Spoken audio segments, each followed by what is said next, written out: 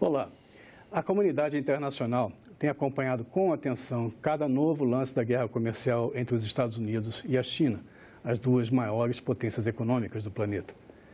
A retórica de confronto e o estabelecimento de sobretaxas parecem tornar cada vez mais distante a ordem liberal estabelecida após a Segunda Guerra Mundial.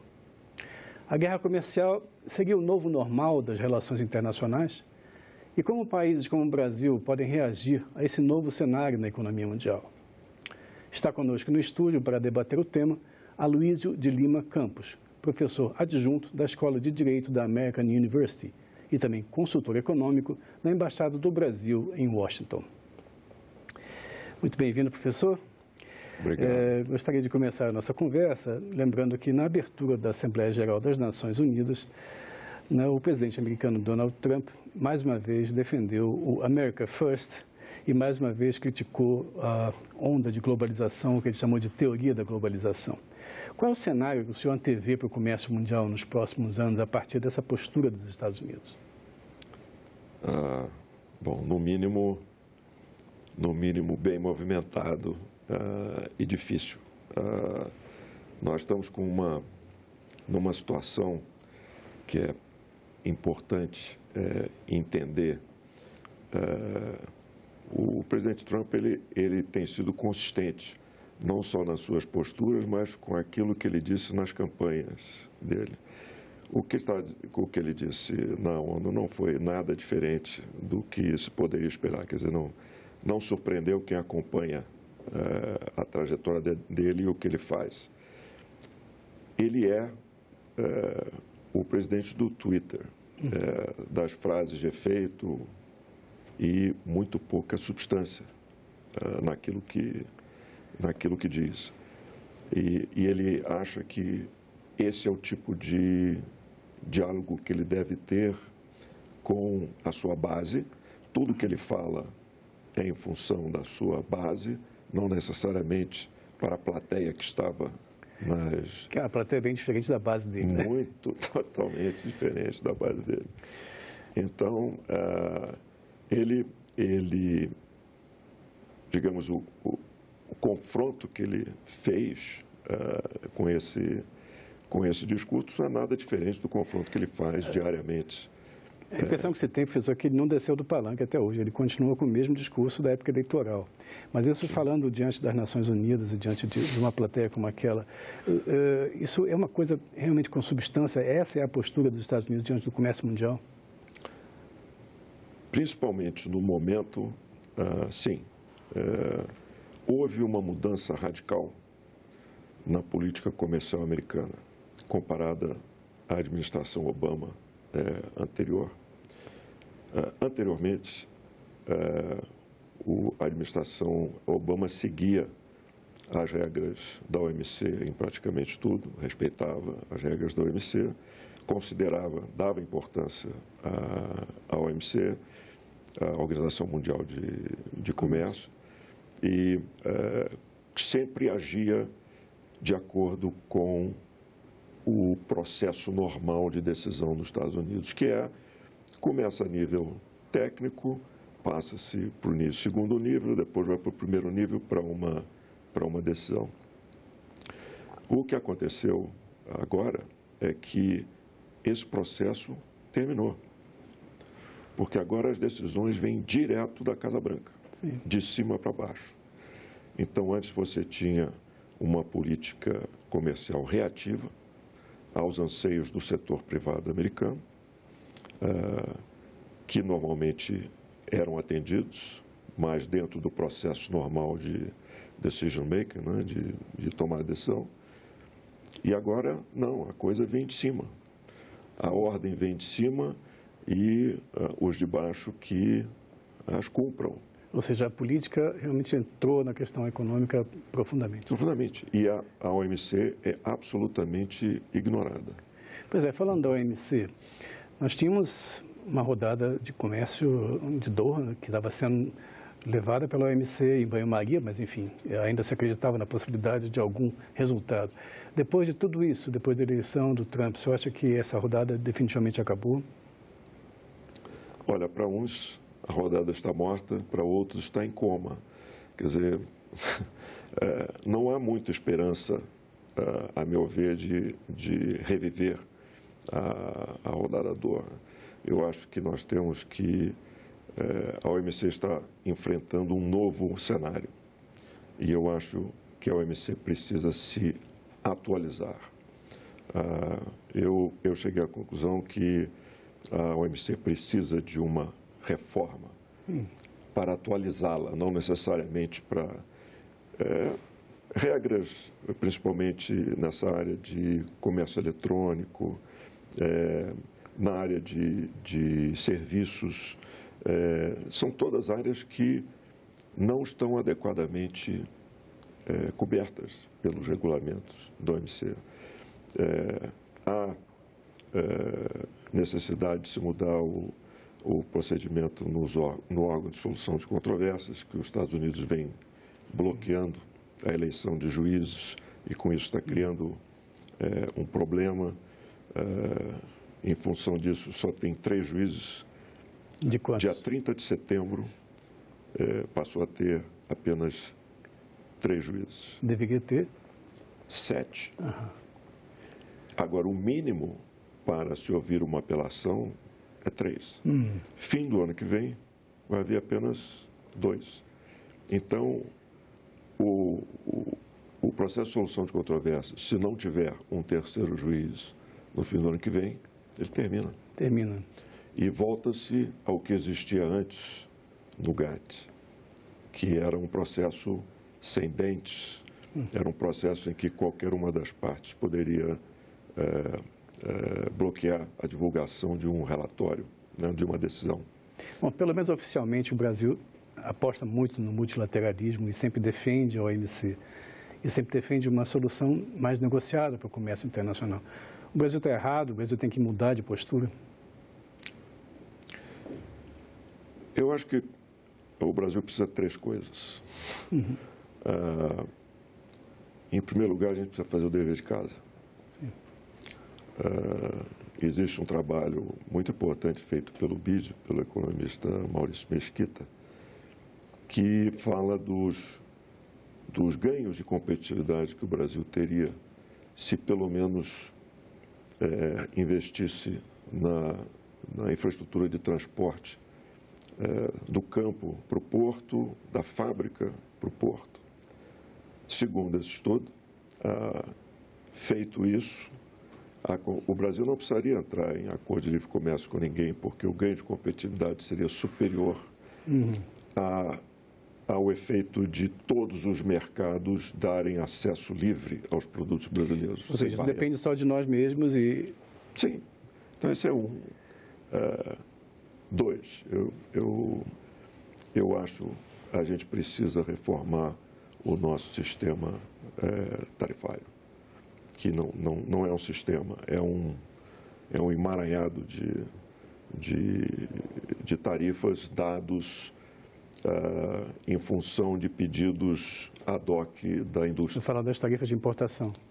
Exatamente, tarifas de importação. Então, a indústria chega e quem pede melhor, quem pede mais alto, recebe. Então, se você dar uma olhada no nosso instrumental tarifário, o que vai se ver é um bolo de tarifas sem o menor critério. Um critério, por exemplo, seria, colocar tarifas menores para insumos, tarifas maiores para produtos finais. Esse seria um critério. Mas não há critério no nosso emaranhado. Então, isso precisa ser totalmente revisto.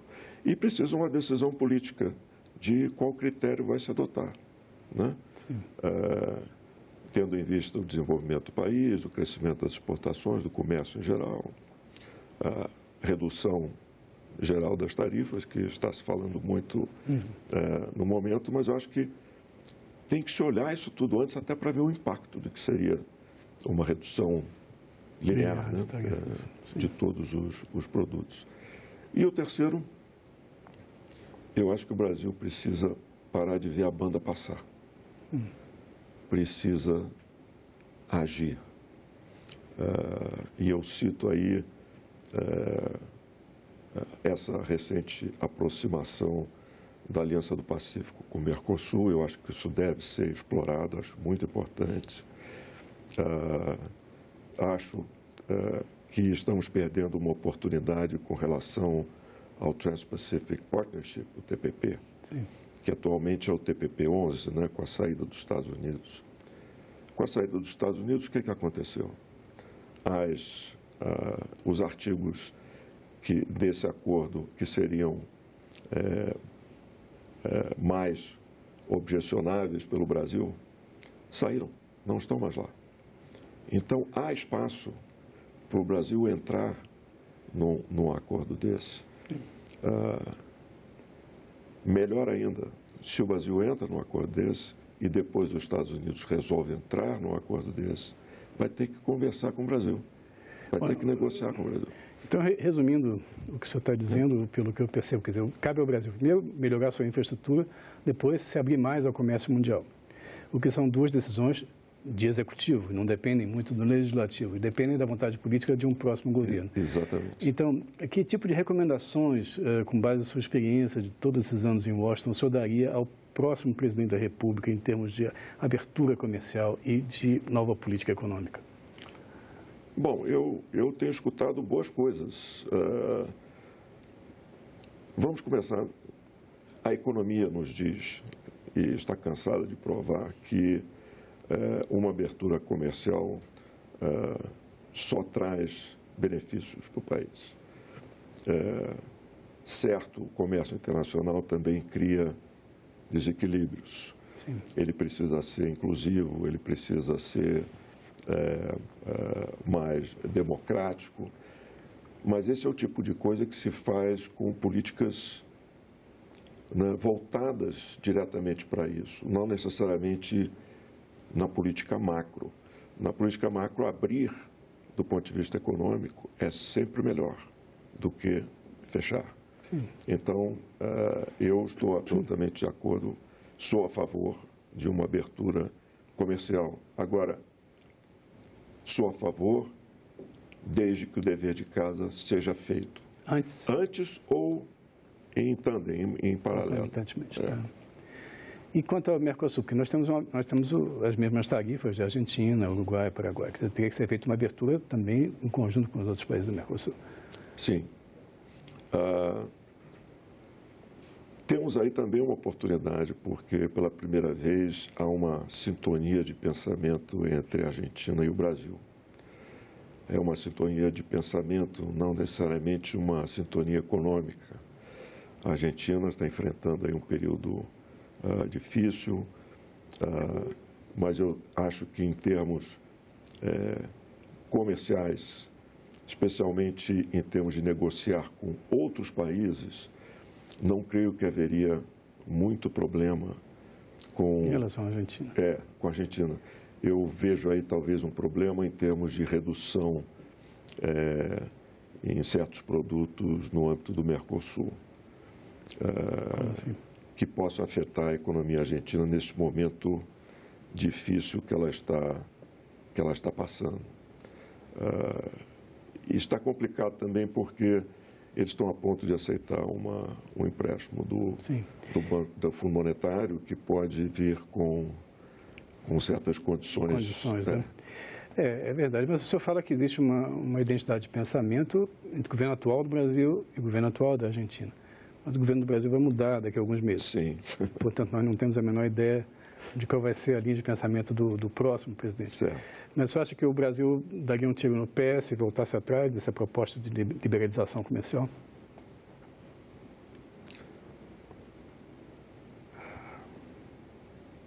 Sim. A resposta mais direta é sim. Acho que daria um tiro no pé. O Brasil, se nós olharmos para a história,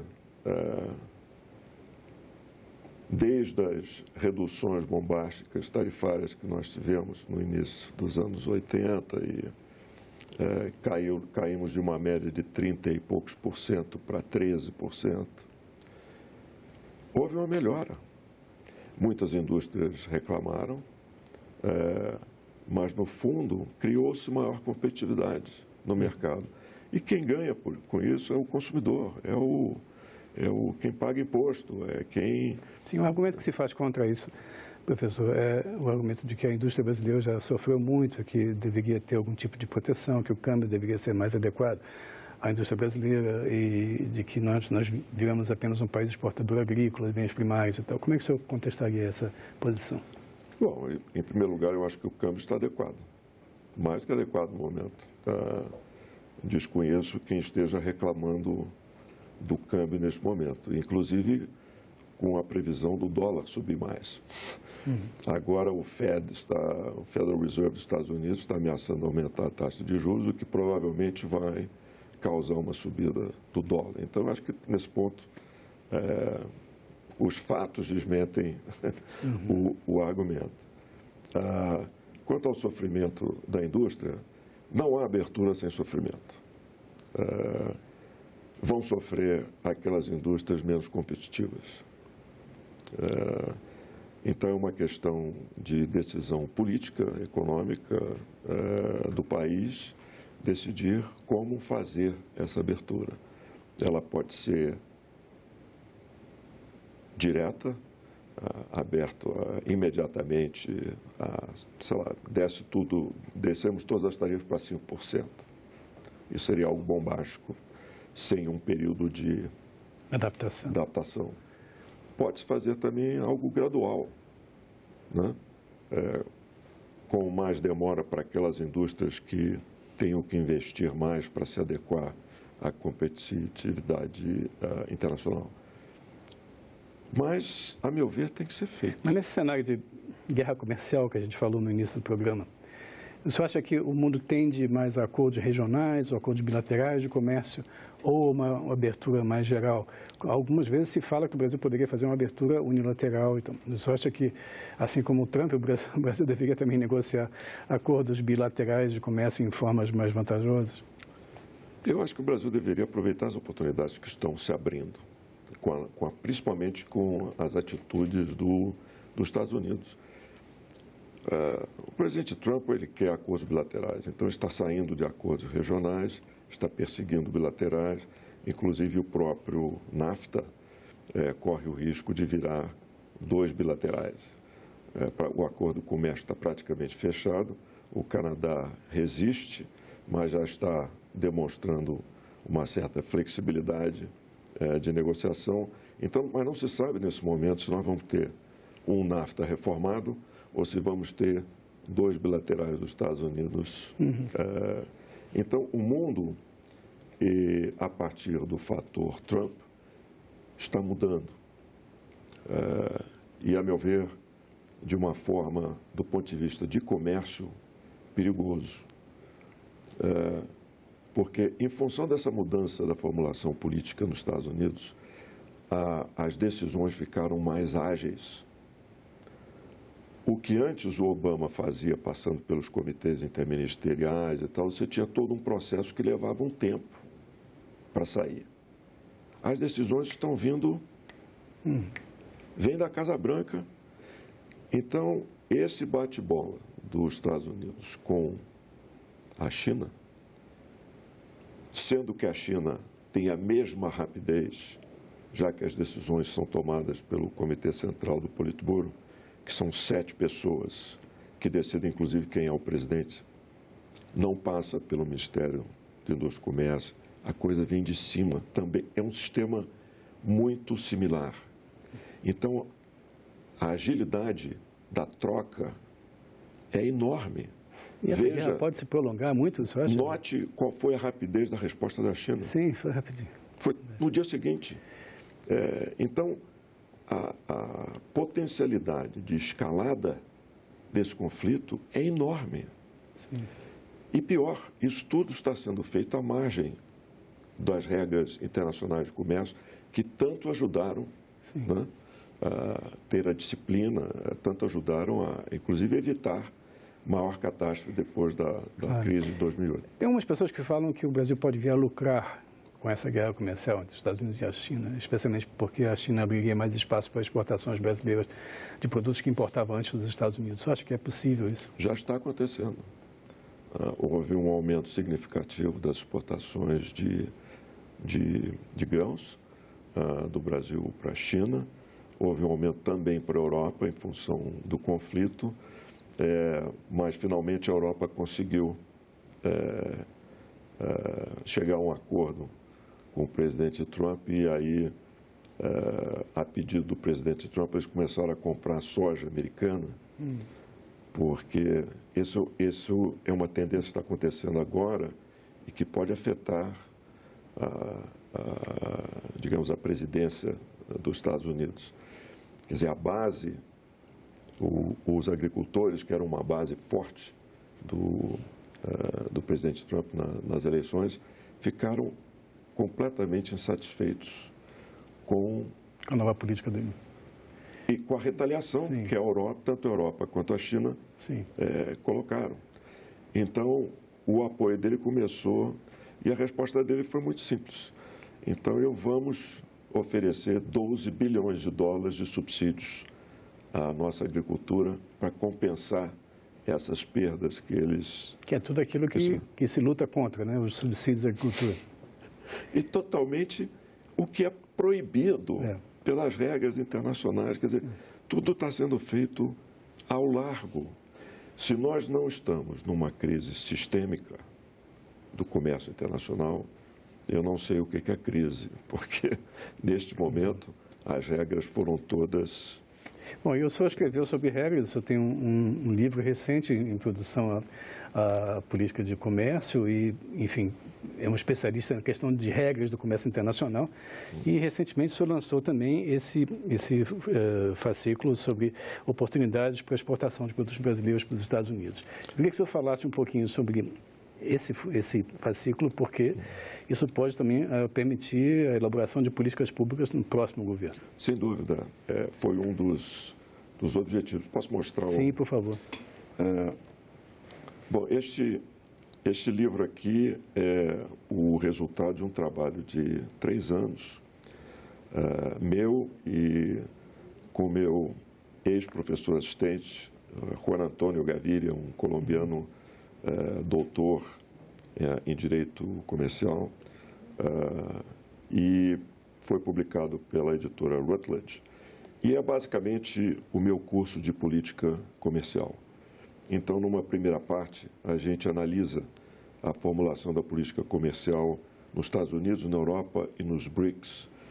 A gente inclui também México, Canadá e Austrália. E na segunda parte, a gente analisa, ou melhor, discute os instrumentos de política comercial. Que instrumentos os países usam para implementar a sua política. E qual é a conclusão que vocês chegam? Não é um livro de conclusão, é um livro-texto. Sim. Para professores, para consultores, aqueles que querem saber como aquele outro país que eu vou ter que negociar trabalha com isso, como a OMC trabalha, como o comércio internacional trabalha, o que são acordos, enfim, Entendi. As questões importantes, discussões, está tudo aqui. E quanto à questão desse trabalho? Esse é um trabalho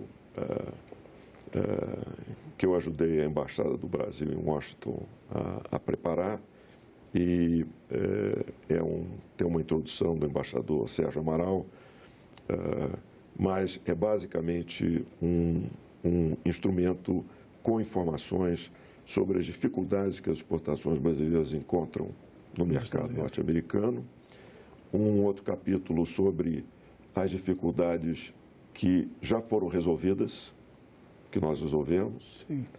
E, no fim, todo um capítulo de oportunidades. Existem muitas oportunidades nesses Estados Unidos de Donald Trump, que os exportadores brasileiros têm oportunidades pela frente? Sim, muita oportunidade. Primeiro porque a economia americana está, numa linguagem popular, bombando. Bombando. Quase em pleno emprego em termos econômicos. Juros baixíssimos, embora o Federal Reserve esteja já sentindo sinais de inflação chegando, então está pensando em... Mas isso é muito simples, porque a demanda aumentou, houve restrições às importações e, com isso, você teve um aumento de preços domésticos em vários produtos. Sem falar num dos principais, petróleo. Né? Em que setores você acha que estão as maiores oportunidades para os exportadores brasileiros? Olha, tem várias listadas aí em diversos. Eu vou citar algumas. O Brasil passou, por exemplo, a ser o exemplo de melhor prática em ensino à distância. Inclusive, a gente cita uma das empresas brasileiras, teve matérias no Forbes, no Economist, sobre essa... E a gente não vê o Brasil aproveitando isso para vender esses serviços nos Estados Unidos. Temos outra grande oportunidade na área de biofármacos. Nós temos grandes empresas aqui, Natura e outras. Há uma demanda crescente de biofármacos nos Estados Unidos. Então, vamos aproveitar. E, por último, eu vou citar mais um que acabei de me recordar. O aumento da população latina nos Estados Unidos está fazendo com que os gostos da população fiquem muito similares aos nossos, principalmente em alimentos, comida. Então, eu cito uma empresa nossa que está tendo um tremendo sucesso, a Balduco, está tendo um tremendo sucesso nos Estados Unidos em função disso. Ela continua fazendo os produtos que ela vende aqui, mas estão vendendo muito lá. Então, eu acho que as outras indústrias podem aproveitar essa... Que bom. Bem, professor Aloysio de Lima Campos, muito obrigado pela sua participação aqui no nosso programa Cidadania e todas as explicações a respeito do futuro do comércio mundial. E se você quiser rever, baixar ou repassar o link, é só visitar a nossa página na internet no endereço senado.leg.br/TV ou então o canal do TV Senado no YouTube.